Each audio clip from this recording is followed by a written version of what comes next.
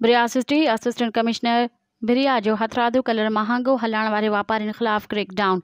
AC भिरिया पारां छापा हणण जो ॿुधी केतिरा ई कलर जा वापारी दुकानूं बंदि करे रफ़ू चकर थी विया। एसी भिरिया मुस्तक़ीम कुरैशी भिरिया जे गला मंडीअ में 20 खां मथे वापारियुनि जी दुकाननि ते कार्रवाई कंदे महांगो अघ ते कलर विकिरो कंदड़ ते ॾंड विधो। इन मौक़े ते एसी भिरिया ॿुधायो त वापारी सरकार जी ॾिनल रेट खां 1000 खां 1500 रुपयनि ताईं फ़ी बोरी ते मथे पैसा ओगाड़े रहिया हुआ।